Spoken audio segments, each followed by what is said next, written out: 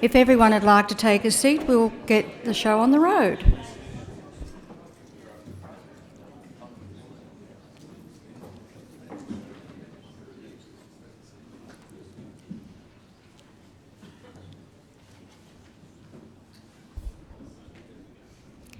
Well, good afternoon, everyone, and welcome to our event here this afternoon that I'm sure you will enjoy. My name is Kay Ball, and I'm the President of Murchison and District Historical Society and a member of the Council's Heritage Advisory Committee. We extend a general welcome to you all to the Biennial Bruce Wilson Memorial Heritage Lecture. Firstly, some housekeeping issues. The toilets are through the main door and to my left, to your left as you're leaving the door, and emergency evacuation the same, and to the right here. Now I'd like you please to check that your phone is turned off or on to silent. Thank you. Nothing worse than interrupting our eminent guest speaker with a phone ringing.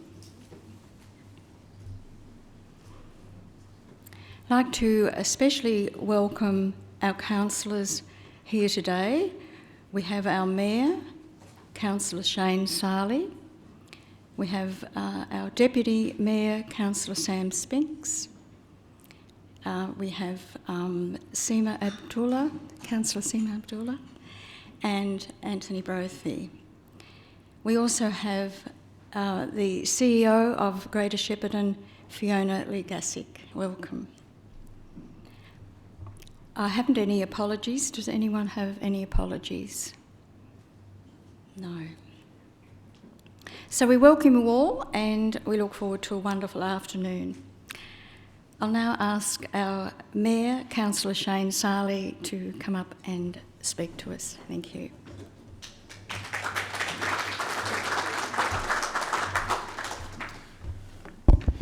Good afternoon and thank you, Kay. I appreciate that introduction. It's great to see so many of you here this afternoon. It's a pleasure to be with you.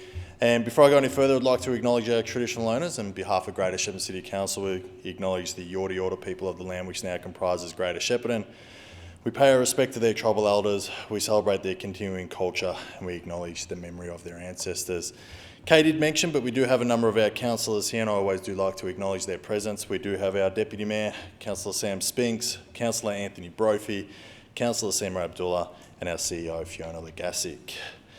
I'd also like to welcome our guest speaker, Ross McPherson, Chairman and Editor-in-Chief of the McPherson Group of Newspapers, who will be introduced by Heritage Advisory Committee Chair, Jeff Maynard. And Ross is a prominent community figure. I'm sure we all know that, and we look forward to hearing him speak shortly. Heritage is of that which is inherited and valued from past generations and maintained in the present and bestowed on future generations. And while it has not always been widely acknowledged, Greater Shepparton has a rich culture. Many of our places of cultural heritage significance touch on things that make Greater Shepparton so unique. And some of those are our Aboriginal history of our region, our agriculture and industrial history, including our irrigation history, which is so important to who we are.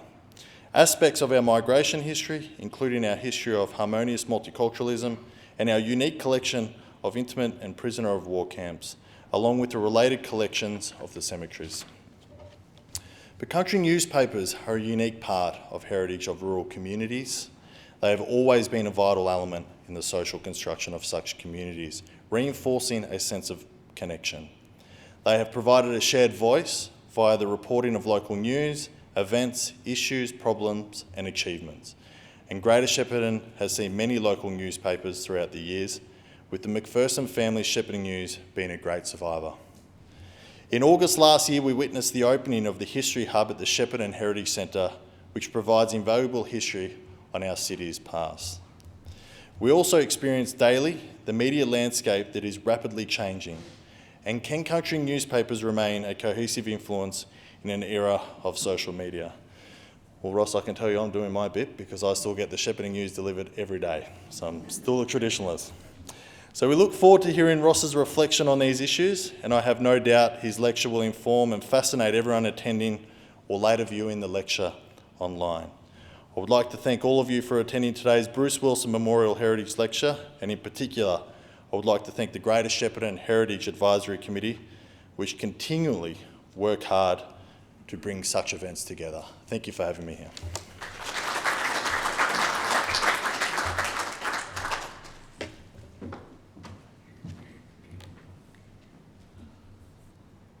I'll now introduce to you Jeff Maynard. He's the chair of the Shepparton Heritage Advisory Committee, and he'll introduce our guest speaker, Ross McPherson, to you.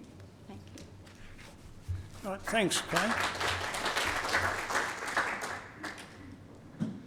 It's sort of a prerequisite, if you're going to be on the Heritage Advisory Committee, that you look like an old codger. And so, well, that's not really true, but it just seems that way. It is pleasing to see a good turnout today.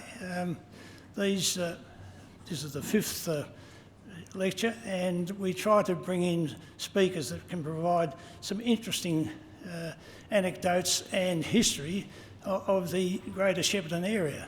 And today we have Ross McPherson from McPherson Media, and I should say that Ross McPherson AM to give him his full title.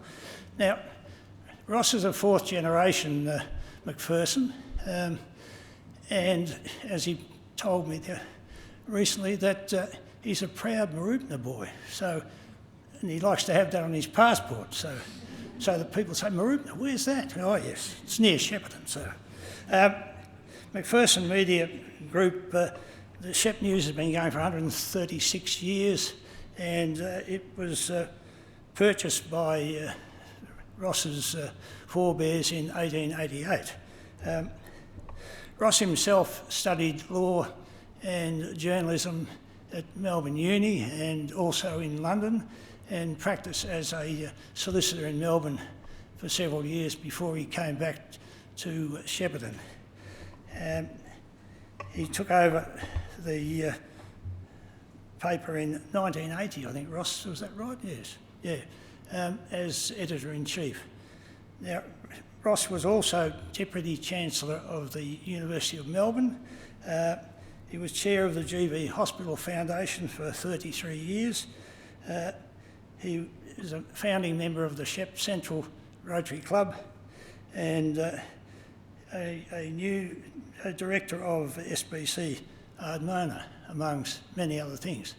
So he's had a wide career and a wide variety of occupations and voluntarily joined various committees and that over the years. So I'd like to ask Ross now to step up to the stage.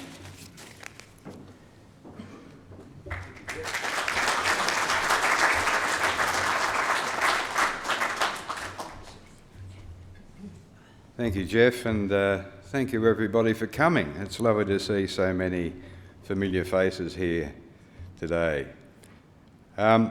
It's also an honour for me to take on this lecture in Bruce's name. Bruce was a great contributor to our community and also a long-time member of Shepparton Century Rotary Club with me, and a fine public speaker as well. But I can blame him for the length of this lecture, which is about 30 minutes according to my instructions, which is a very long time to listen to anybody. And if you find that I'm jumping between the present and the past and the future, it's mainly to keep you awake. And I don't recall actually ever presenting what I'd call a lecture before. I think conversations are generally more useful, so perhaps we can have some of that at the end. It was George Bernard Shaw, I think, who first observed that a newspaper is like a town talking to itself. And his contention was that a good newspaper serves as a reflection of a community's triumphs and hardships, its milestones and progress, and its issues and opinions. So what I want to do is explore what that has meant in the past and the challenges of continuing a useful community conversation amidst the noise and bright shiny lights of the digital world. But the past was not all rosy. Reading our earliest newspapers suggests a rather dynamic, if not chaotic time, starting with the first newspaper in Victoria, the Port Phillip Gazette, which appeared in 1838, the same year that Joseph Hordern and Charles Bonney happened to camp on the Goulburn just a few hundred metres from here. And for the first 2 decades after Hordern and Bonney's camp, country newspapers flourished, chiefly in the goldfields, and the Diggers Advocate launched in Bendigo in 1853, and then we had multiple newspapers popping up in Buninyong, Castlemaine, Ballarat, as well as Geelong and Melbourne, of course, and it really did resemble the Wild West. And at the same time, from the early 1850s, we had Patrick Maguire running his punt across the Goulburn for travellers to those goldfields. Although our little hamlet, despite being declared a township in 1860, remained just a collection of half a dozen buildings until the early 1870s.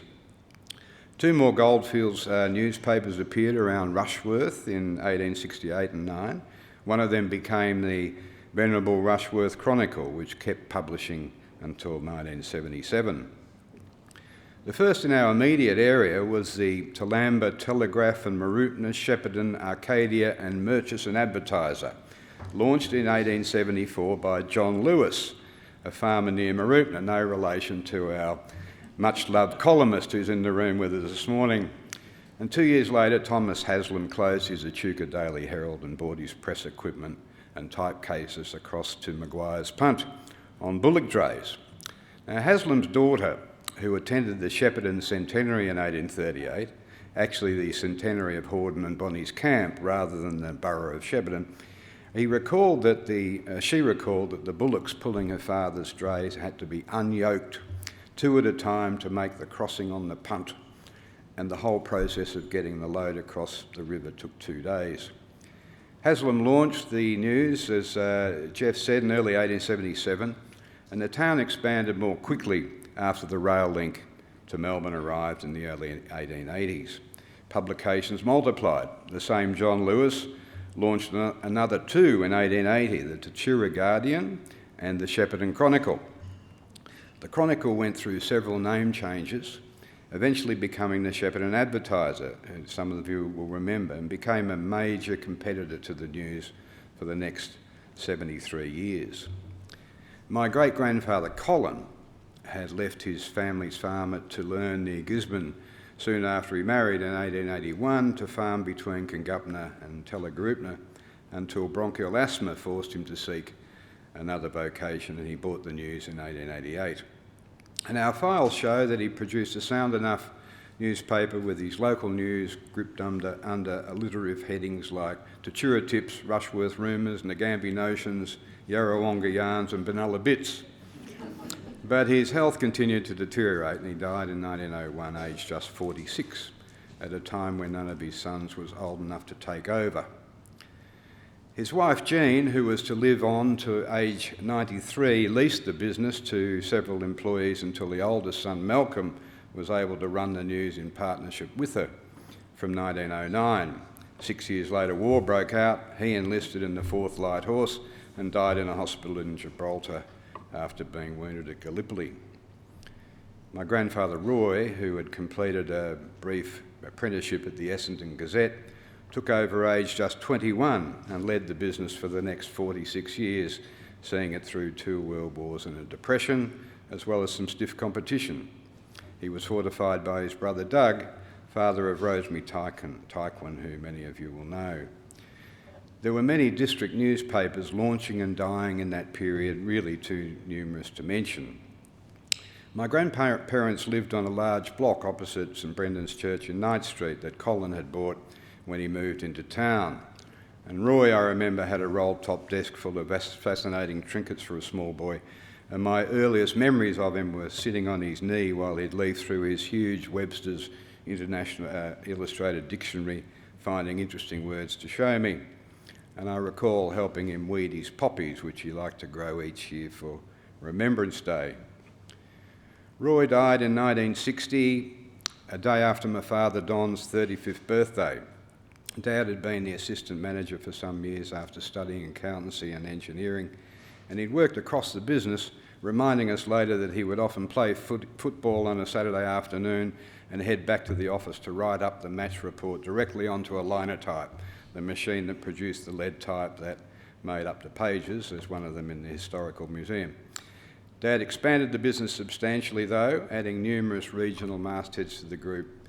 He managed the transition to offset printing and colour and took the news daily in 1972. But the technological changes were relentless, and that old linotype machine and metal trays on benches full of lead type were replaced with early computer typesetting in the 1970s, with paper tape spewing out and publications being pasted up. And computer evolution eventually enabled journalists and sub-editors to make up their pages on screen and send them straight to the press room, dispensing with entire departments of the business like composing, typesetting, ad makeup and photo engraving.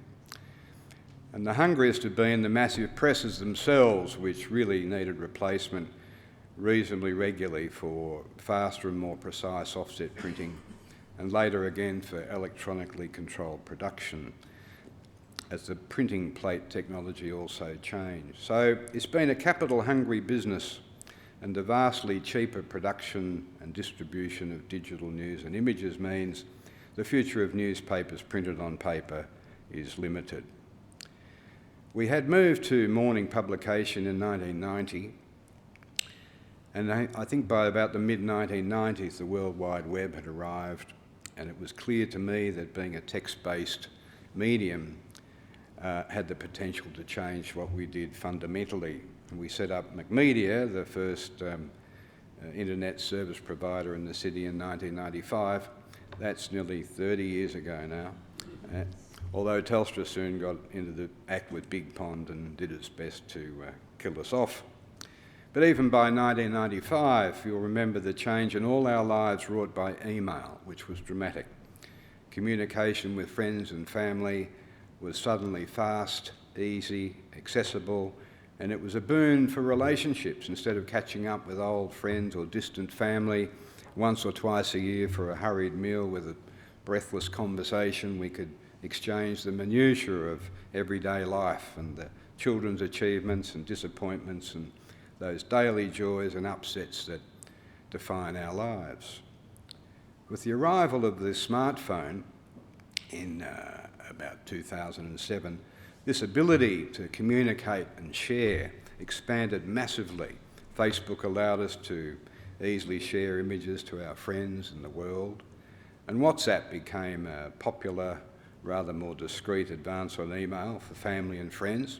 YouTube gave us endless videos of cats and dogs and how-tos on any subject you could think of, from how to change a wheel bearing to fixing some problem on your phone or your computer. The internet has allowed people to choose the information they wish to consume, as well as giving everyone the opportunity to express themselves. So for virtually no expense, and the choices of things that talk to us became almost overwhelming. It's really a case of media chaos. However, it turned out that the search engines and social media platforms had other plans for us. Over time, it's become evident that we had ourselves become a product whose interests and inquiries could be traded and manipulated, and the Wild West was emerging again in different clothing. By this time, the media organisations who'd shared the town talking to itself had thinned out through economic pressures. Television largely abandoned any local engagement apart from a brief regional news bulletin, and radio vastly reduced its commitment. But it's social media which has really captured much of the community conversation in a fragmented fashion. The average Australian is now spending around 2 hours a day looking at it. The graph's a little bit difficult to understand because it's expressed in hours, but 29 hours a month on TikTok and those kind of figures are remarkable. But of course, there is no curation on social media, no one accountable, no one you can call up and complain to or have a discussion with. and we've witnessed the darker side of the belonging that social media offers, where the addictive algorithm designed to sustain our attention has enabled people to become part of the wrong kind of tribe, cocooned in their own little echo chamber, often one fueled by conspiracy theories or prejudice, yet with real-world consequences, as we've seen. And I worry particularly about the way people of ill intent can so easily groom, bully or troll from a position of cowardly anonymity, and the impact that's having on a lot of our young people. I wasn't able to find any local statistics, but in the USA, the time young people spend on social media is approaching 5 hours a day, time we all once spent playing outside until dark with our friends in the nearby streets, or playing sport or doing jobs around the house. And there's a strong correlation between the launch of the smartphone in 2007 and the rapid increase in youth depression, suicide rates, particularly among girls, through bullying and other impacts of social media. These are serious harms. Those of you who saw the Netflix documentary, The Social Dilemma, will understand how cleverly the tech platforms have designed their algorithms to accelerate addictive effects, constant little shots of dopamine to the brain, so people of all ages want to keep looking. What we first enjoyed as free isn't free after all. There's a price to pay because they're constantly harvesting our data, our interests, our search history, what we find interesting, where we go. The Wild West indeed. In fact, it's out of control. Unfortunately, regulation always takes time to catch up with emerging technologies. At the moment, tech platforms are protected by a legal fiction, that they're pure telecommunications carriers like Telstra, when just a handful of companies are making vast profits by serving up that cleverly targeted content to the people often most vulnerable or likely to consume it. This is a chart of advertising in the US during much of my lifetime, the last 70 years or so, and Australia is very similar and shows how profoundly their platforms have come to dominate. So the print ads advertising is at the bottom in the black, TV's the light grey, sort of in the middle, and the red is the online share of advertising, which is what threatens the future of newspapers everywhere. There are already rules emerging from the E-Safety Commissioner, and ultimately governments will conclude that platforms must be held accountable for the harm they cause, just like the rest of us are. Hopefully that will occur sooner rather than later, because artificial intelligence is going to amplify the good and the bad of the online world to the degree that we won't know what is real and what is fake. And it was way back in 1845 that Edgar Allan Poe said we should believe nothing of what we hear and only half of what we see. So it's not really a new caution. But that scepticism is hard to maintain when the video of someone we know well is so convincing. Soon the rule will be to believe nothing of what we see as well. The current use of generative artificial intelligence like ChatGPT is based on relatively harmless large language models, giving us answers to search questions by way of a story or a paragraph instead of that list of blue links that we've been used to in search. Although I must say they are often factually wrong and one has to be careful. But we find ChatGPT an aid to efficiency for things like summarising and stories and correcting grammar. And as I suppose the issue is, as artificial intelligence models develop from providing information and move into areas of knowledge and judgment and purport to perhaps give us advice or even tell us what to do, they will become more of a risk to our community. The big tech companies are already developing chatbots. Some of you might be using them that offer to assist us with anything we want to know. And they increasingly do, with the enticing idea that we can all have our own digital assistant to search and find things, order them online for us and book our holidays. But will our free digital assistant be devoted entirely to us, or also be working for an algorithm and a hidden cohort of advertisers? But look back for a moment to Shaw's idea about a town talking to itself and the ways in which that's been helpful in the past and which perhaps informs us about what's precious and worth keeping. Country newspapers have long served as a community record with intensely local content, including births, deaths and marriages, or as we like to say, hatches, matches and dispatches. The news that travels faster online these days and often admittedly to those who value it most. Shared experience has also been a useful glue, so the fragmentation of media is a challenge to that.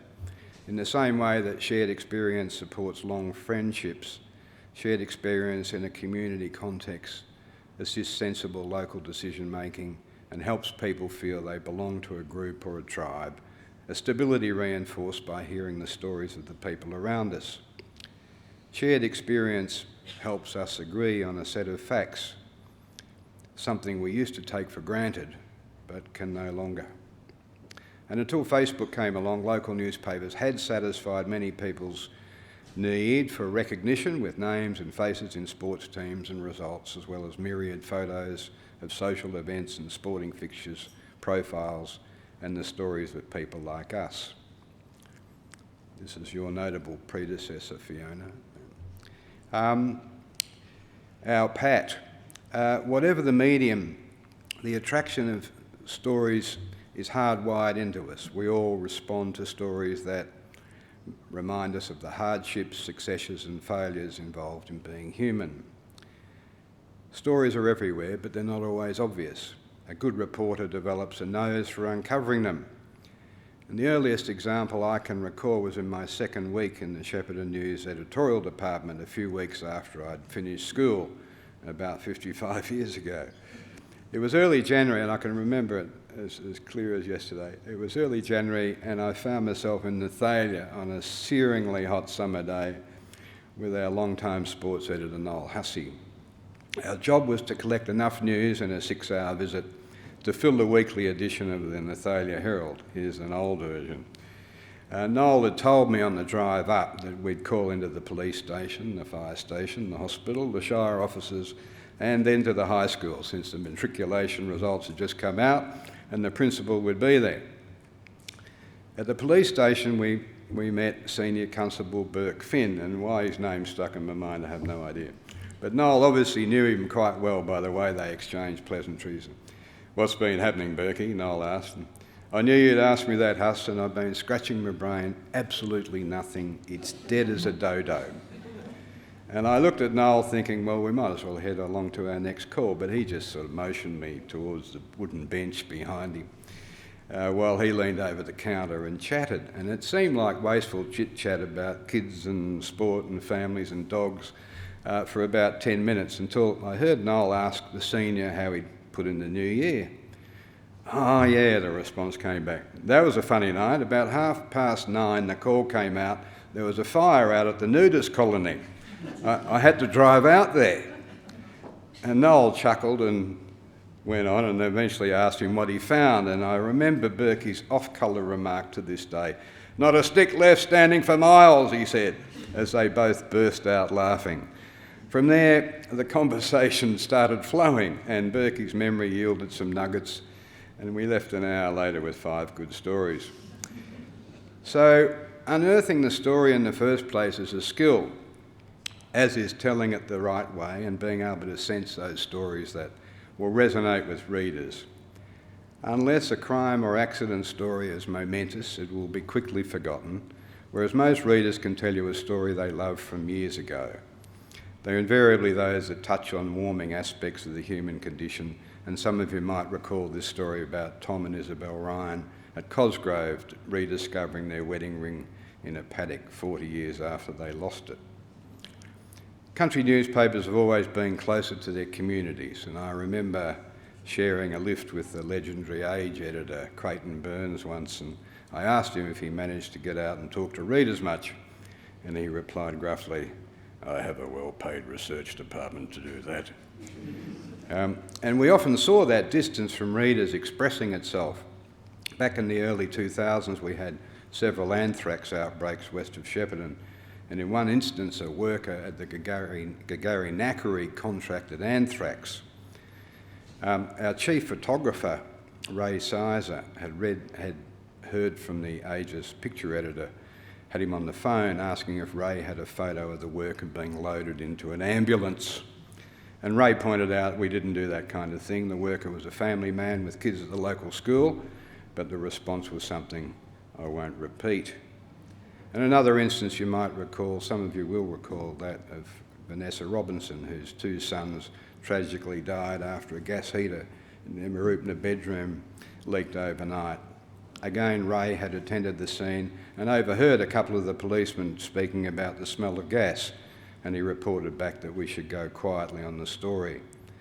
That didn't stop the Herald Sun and a Melbourne television station jumping to conclusions and virtually accusing her of murder, which turned out to be expensive for them but grossly hurtful and stressful for a distraught mother. So it's one of the reasons that the media is distrusted almost as much as social media. This chart from the Edelman Trust Barometer in Australia last year shows how businesses and non-government organisations score much higher than the government on trust, let alone media and social media. The media only has itself to blame, although trust in institutions generally has taken a beating globally over the last 20 years, starting with the missing weapons of mass destruction in Saddam's Iraq. Fortunately, country newspapers score much better on the trust scale than media generally, and good curation for a community requires constant attention and is often about keeping things out as putting them in, with an eye to individual dignity weighed against the public interest, which is often sometimes just public curiosity. My father liked to quote St. Augustine, who said, "Where truth and charity collide, let charity prevail." We haven't always done it successfully, but we've certainly tried to give locals the benefit of the doubt, and it's something social media doesn't care about very much. Other roles country papers have performed quite well include advocacy for issues and civic improvements, not always the most popular ones, but those which we see are for the long-term community benefit, and they are therefore worth the criticism they attract. Aquamoves and SAM come to mind, both wonderful community facilities, but attracting plenty of naysayers during their planning and construction. And there's a need, very occasionally, to hold public officials to account, whether it be a rogue councillor or an underperforming CEO or some heavy-handed bureaucrat or official. Frequently, these issues are surrounded by levels of intimidation or discomfort, such that no one wants to speak publicly about it, even though something desperately needs to be done. The newspaper can do that. Another important and useful role has been revealing or uncovering serious wrongs. For example, our series of articles originated by Tammy Mills along with the homicide squad, resulting in the capture and conviction of Michelle Buckingham's murderer 30 years after the event. As media fragments in the digital age, it's difficult to see how these kinds of roles will be effectively performed on behalf of a community by an online source, at least without some kind of public charter of independence or status that allows it to be trusted. A Facebook group can get large and angry very quickly, but is seldom transparent and certainly not accountable. So while we're proud of our rich history in print, we're pivoting rapidly to online, as we must, to remain relevant to a majority of people in our communities. We're determined to endure as community storytellers, whatever that looks like in the complex online environment, for as long as we can. And it will ultimately depend on whether we can attract enough paying subscribers to our digital news offering, but we will also need to meet our audience where they want to be. So it's likely that a single newspaper will fragment further into different platforms and packages for people of different ages and interests. Various apps, newsletters, videos and audio podcasts will be part of the mix. Artificial intelligence will allow us, in fact does already, to quickly convert text to audio and translate it into multiple languages at the same time. And we're already sharing some stories and features across other platforms, as we do with Love the GV on Facebook and Instagram and Snapchat, as well as our own sites. Exactly how community storytellers like ourselves stay relevant in the face of this shiny, mesmerising digital world, I can't really tell you. Despite its drawbacks, most people still see the online environment as being free and providing enough of what they want. It provides enough news, even if its origin is doubtful. It gives people enough of what it means to belong, even if that's an algorithmic response to what it knows we already like. And it gives people enough recognition and opportunity for self-expression, even if it leads to being scammed or bombarded by people we don't know. But may I leave you with a proposition to ponder. With the unstable cycle the world is currently in, with its geopolitical risks and tensions, for many people the virtual world is more enticing than the real version. I've always struggled to conclude which of our early doomsayers was right. In 1949, George Orwell predicted that by 1984, Big Brother would get us. It didn't quite, although in China's surveillance state of 2024, we certainly see signs of it. But some years before Orwell, Aldous Huxley predicted in Brave New World that it would be our pleasures that bring us undone, that we would eventually amuse ourselves to death. And here we have a virtual world offering up videos, images and things that stimulate us, whereas our local news is about real life, mostly rather more prosaic. And it may be that those constant pings of social media pleasure are gradually conditioning the populace to demand a constant stream of amusing or exciting moments, so that the less stimulating stories of real life around us become too boring for words. I suspect Mark Zuckerberg at Meta has worked this out a while ago, and he knows there's money in it for him. There does remain a handful of trusted community roles that a print or digital newspaper fills, I think, far better than social media. The daily curation of a package of what's most relevant and important to local people, advocacy and campaigning for community facilities and issues of broad concern, holding public officials to account, and occasionally commenting on something that needs to be said that no one else will say. All things that require credibility, a hard-earned reputation and a degree of trust to be done effectively. Whether enough people will be prepared to pay the equivalent of a cup of coffee a week to ensure that continues remains to be seen. Thank you.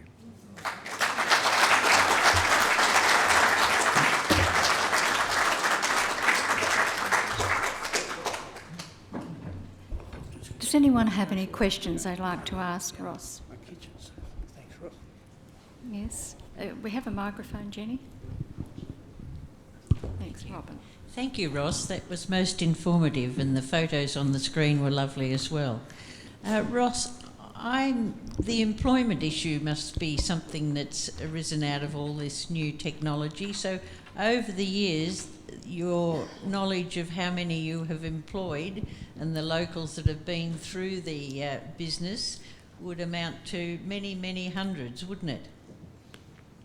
Half the audience is old Shep News people, Robin. They'll come here to bolster the crowd, and we have.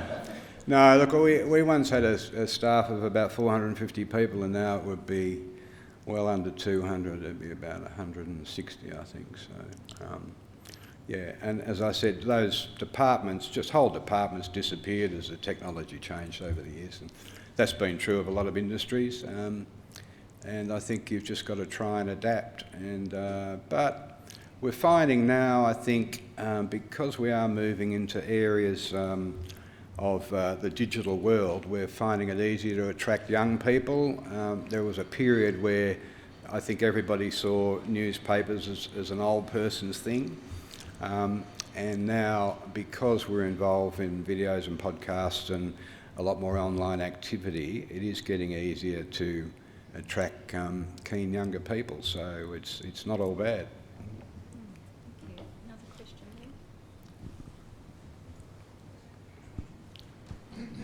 there? Ross, Marshall. Marshall. What do you think drove?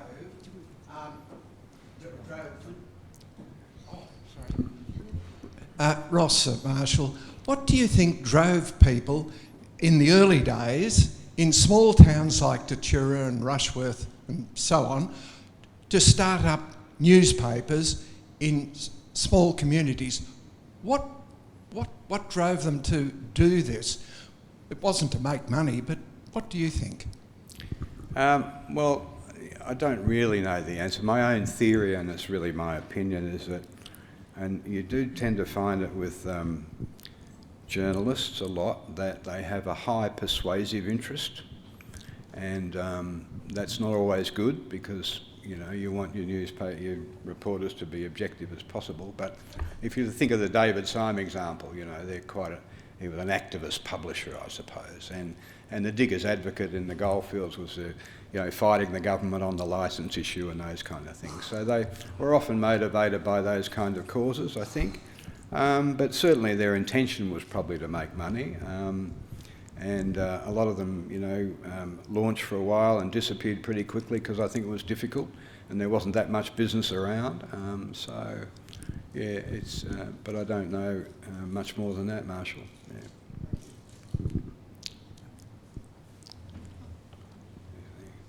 There's one from John. Thanks, Ross. I'm a newbie to Shep, but I've had a background in media. I think when you took over the Shepparton News in 1980, I was taking Nation Review from a weekly newspaper to a monthly magazine.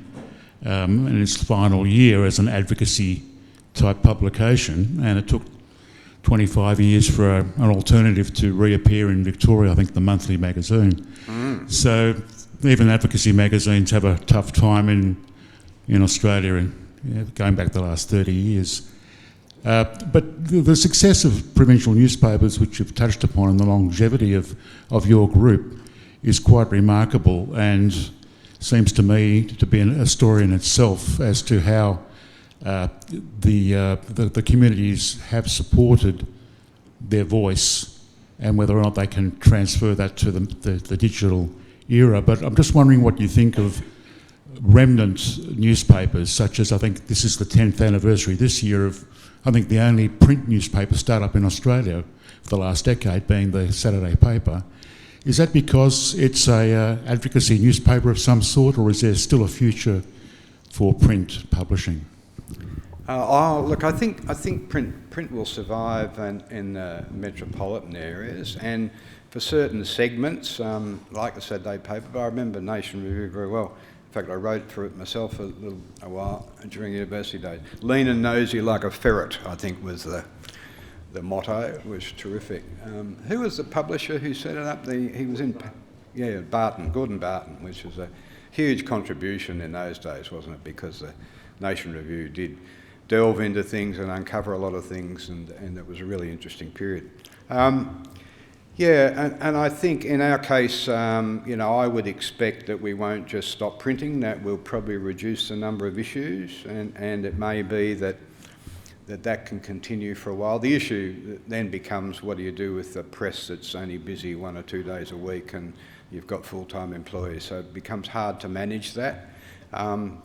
But the number of newspaper presses has shrunk, so perhaps, most of the newspapers that need to be printed will end up in 1 or 2 places, although the Fin Review's finding that a challenge in Perth at the moment, having been shut out by Kerry Stokes. But no, I think we're watching, what's happening with things like the New York Times and the Financial Times in London, which are both great newspapers, and most of their revenues now coming from online, but they're still using that to support, a substantial print product. So I think in the metro areas that should continue. Hard to say what happens in Australia, but magazines are still attractive, I think, for a lot of people, and that pleasure of thumbing through something and the serendipitous nature of when you're looking at a print product. Online, particularly on mobile, is really a very different experience to capturing all sorts of odd things that pop up in a printed product that you mightn't be looking for deliberately, but you find them interesting. So I think we'd all share that view. It'd be a great pity if it disappears completely. So, John had a question, I think.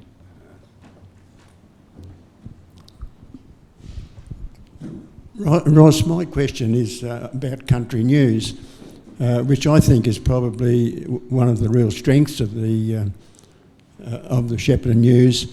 And And I can remember your father being on a committee with me who'd had enough of the meetings and said he was going to do something to help us in another way, and that was, of course, Country News. And I look at Country News now and I think there's more information for rural people anyway in that than anything that I know around locally. So I can sort of agree with you that maybe newspapers have got to head in a direction that suit the audience rather than just the general public. But I think Country News is just marvellous, personally, from a rural point of view. Thanks, John. I see John Kennedy sitting in front of you too, who probably another, hopefully, Country News reader. But I suppose it's an interesting issue, and the technology is high in our minds there, John, because if you think about the young farmers now are in magnificent tractors, and they've got the iPad or whatever it is in front of them. So they're engaged online, and we know that the best farmers are always up with what's happening globally. They're in, they were using Twitter, years before most of us did, connecting with cropping groups in the US and, globally, getting information. I mean, they are so up to date and they're looking for specific information. And in a sense, the internet has always been really good at giving people a deep dive, depth on a specific subject, whereas newspapers are necessarily being quite good at a broad range of things, but not specifically. And that's what's led to classifieds, turning into Seek and then realestate.com and carsales.com, and because they're deeper and richer, I think, for the experience. So I suppose our minds are constantly turning to what do we do with the ag side of the business, which is we've got a number of ag products, a number of dairy industry products, a number of national ag products, which we hope will sustain our news gathering locally. That's our plan, because subscriptions at the moment certainly isn't doing it. So watching that transition of local farming community to online and trying to meet that need is something that we're playing with and constantly trying to work out how to do better. So, Ross. John. The real John Lewis. The real John Lewis. Ross, I couldn't resist the opportunity to fire a question at my old boss.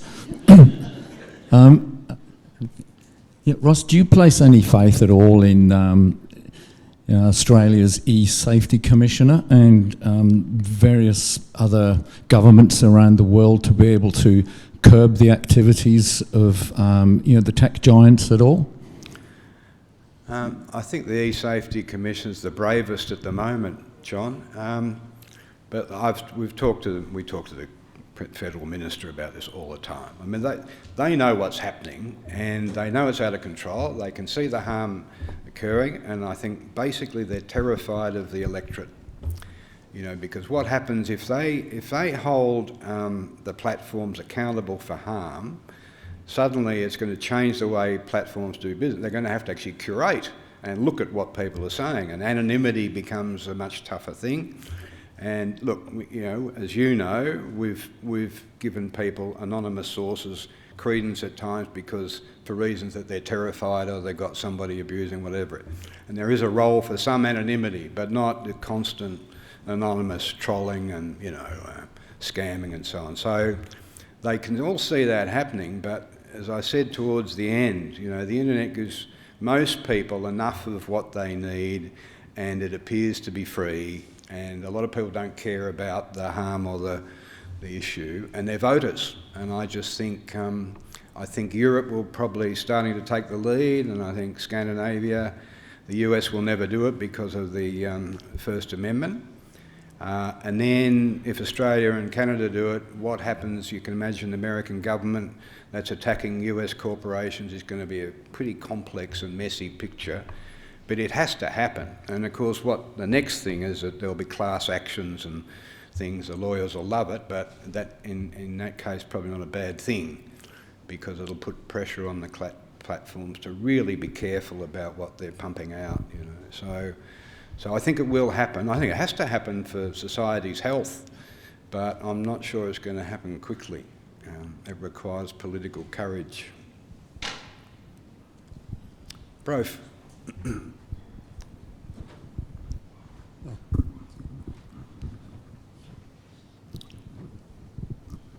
Thanks, Ross. Very enjoyable. I think there's still an argument and still a comfortability about people liking a good story.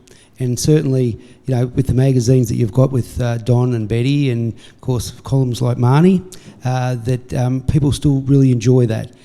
But of course, we've seen changes, particularly in the last few years, in regards to people wanting now access to now and then, as in what's happening in real time. And I think if we look back, particularly around the flood situation, the resourcing that the Shep News did, but other organisations did, to be able to report that live, pretty much everything that was happening as it was happening, is pretty intense. I'm just curious in terms of that change in methodology from an organisational point of view, to move from the column aspect of things to the now and then, and you know what future that holds, particularly for your organisation, and trying to accommodate that. I think I did make the comment, both towards the end again, that I really don't know how we're going to remain relevant to people in the digital context, because I think that the constant use of digital media is really getting people to expect a level of stimulation and interest, and probably a short attention span, and also about what is interesting. And so the long form read is now, it hasn't gone. I mean, if there's a compelling story, people will read more than 5 paragraphs, but most of 70% of our readers are on mobile already. And so the mobile experience is really short, you know. It's frustrating to read a long story. So imagining what kind of content we need to attract particularly younger audiences is something we're actually constantly working on. In fact, we're working with FT Strategies, a spin-off of the Financial Times in London, which has been very successful. And they're working with us at the moment to try and see how we can engage younger people with content that they find stimulating, relevant and useful. So we won't give up, but there are no clear answers. And you know, I was in London at a conference, global media conference a few weeks ago. We're all looking for that. You know, how does our kind of, if you like, old-fashioned medium compete with that constant pinging of stimulation? Or will people, you know, tire of the online kind of pinging, and will the governments starting to haul in the platforms change that? Hopefully, but yeah, it's not really clear, but it's very interesting. Ross, I just wanted to congratulate you on keeping this paper independent for so long and so many years. It would have... I guess it would have been tempting for a Fairfax or a offer from News Corp over these years, and I just wondered if you'd comment on that. And also, I'm just a bit concerned about one of your contributors that contributes every week, whether he's being compensated properly. The General doesn't look as though he's really getting compensated properly. He gets plenty. He gets plenty. No, I think what happened, it would probably first, it would have been in the early 90s, when a family we knew very well, the Wilson brothers in South Australia, 3 of them, a bit like ourselves, went public, and then they sold out to rural press, and we watched all that happen. The cost of going public, and which nearly killed them, and then they sold out. And they became investors, and miserable investors. And they weren't. One of them actually started a successful Biennial, and Bremerton, which you might have heard of. But the others, and they lost touch with the industry, and they would occasionally ring up and saying, "What's happening? And what's everyone doing?" And then they just spin off. So we saw that with family after family. And then when Tony O'Reilly, the Irishman, took over 13 regional dailies in Queensland. And the accountants came in and they stopped sending them to conferences and all the sharing we used to do. just sort of slowed down. You remember that happening, Jude and Jill. And then Murdoch did the same thing. They stopped sending their people, and so when I joined the business, there were 40 family dailies around Australia, and we used to gather all the time. And so we watched those who sold out become investors, and they weren't all good at it, but they missed the whole industry, and it's been a terrific industry and a terrific group of people. So I suppose my brothers and I just said we won't do what they're doing, and we've just found it fascinating and being part of the community, and as Shane and some of the older councillors know, that one of the great things being a regional community is that when every government minister, federal or state or anyone significant comes, you bump into them, so you end up with a huge network of people that if I was working in Melbourne, I'd never get to meet, So there are some real advantages, I think, in life in a regional centre. So, yeah, we decided we'd hang on and watch this transition. And for me, the business has been good to us, but I'm not going to go broke, keeping it going. But for me, my challenge is to make this transition into this digital environment so that we can still be a useful storyteller. And I'm really enjoying, doing that. And I've got a couple of my kids on the board, and hopefully we'll get there. Okay. Well, if there's no further questions, I'll just ask Jeff to come and give Ross a presentation. Thank you.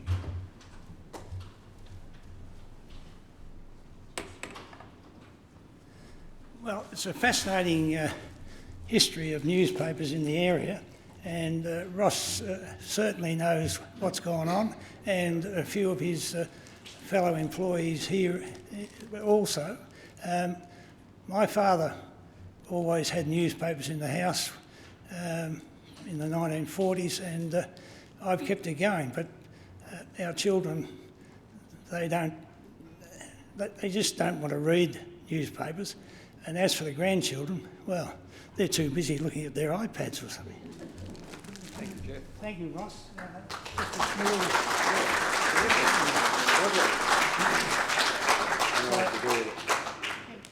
So you'll go down the Hall of Fame now. Well, thank you everyone for attending, particularly our councillors and our CEO. And I'm sure you've all found it most informative and entertaining. And I'd like to congratulate Greater Shepparton City Council in association with the Heritage Advisory Committee for hosting this excellent event. And just to remind you, it will be repeated at 6 p.m. So if you're going back to work, you can tell your colleagues don't miss out. And we'll now enjoy some refreshments at the rear of the hall. Thank you.